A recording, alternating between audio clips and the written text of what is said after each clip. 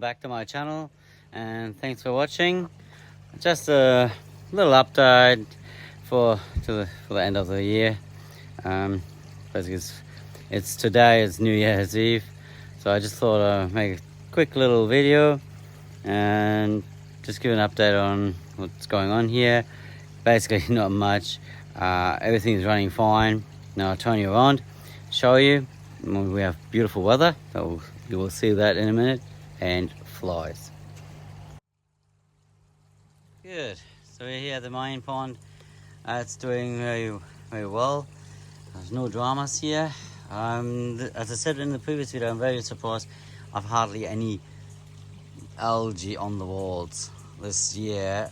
The algae growth is hardly noticeable on non-existing. They're doing very well. They're getting 400 gram a day fed, and I'm thinking about maybe going up to 500 because they're pretty hungry still in the late afternoon. The last feed is 6 o'clock in the evening, so yeah, I'm very happy with this. Still have a slight water drop in the pond. It's probably maybe half a centimeter. I tested it a couple of days ago. I turned the waterfall off there and just let the buck show run, and there was hardly any drop here. I expect always a little drop, tiny bit, just especially in summer now, the evaporation. So, but yeah, it's just hardly noticeable, the drop. And there's no drop up in the river with the plants. So I assume now that I might have a leak or something going sideways on the waterfall. That there's a little bit of water going off the side or splattering out, I don't know. But yeah, I think something there. I cleaned it a little bit this morning. We'll see tomorrow how it's performing. But yeah, it's the only little bit I have. Not a big drama. Only problem I have, I can't use the water that comes in here and overflows to the pump to use it on the veggie patch. So that veggie patch now gets mainly water from the dams. And here over to the ground pond, they're doing fine too. I just done the skimmer pre-filter backwash. I do basically at least in summer once a week. I hadn't done it last week. I didn't have much time. As I said, I have personal issues going on for the last couple of weeks, so that had to be a bit on the back burner. That pre-filter wasn't too bad, so it's flowing back in. So you can see all there, that overflow. I'll zoom you in a little bit. It's there. That's how much I used for the backwash. But all in all, this pond is performing well. I haven't cut this plant back because the fish are nibbling on the leaves at night time, and there's nothing wrong with that. I think that they're doing fine, as you can see. Just zoom you a little bit back. So yeah, they're all very good. Still have to sell a few off, but that's probably for the new year. Otherwise, feeder's running. We've got water temperatures. The main pond is now 23. We dropped a bit. This one, you can see, 21.6. I need to prune the plant on this side because it's hiding another plant underneath now. So as you can see, this is all fine. We will have a very quiet Christmas Eve, what I don't mind after the recent events in the family. It's a bit sober. Just quick. So we'll have just Danny and I, my wife, and the dogs.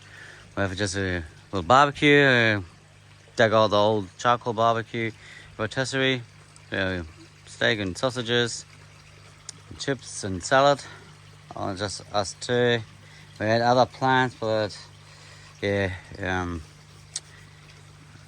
sister-in-law fell sick, so the plan going to her, visit her over Christmas Eve to New Year's Day, dropped in. Let's go to the Koi Foi. They're doing very well. I will, as I said, I mentioned a little Christmas present, the caravan. We'll plan on the weekend, go out for a night, day and night, doing a camping grounds, just I think 50 k's away from here. We just want to start doing a little bit of camping and trialing this out on short trips around this area before we do a bigger trip to get used to it. I might make a little update there. That will be a more like a camping thing. So yeah, here at the Koi Fois, as you can see, still all doing well.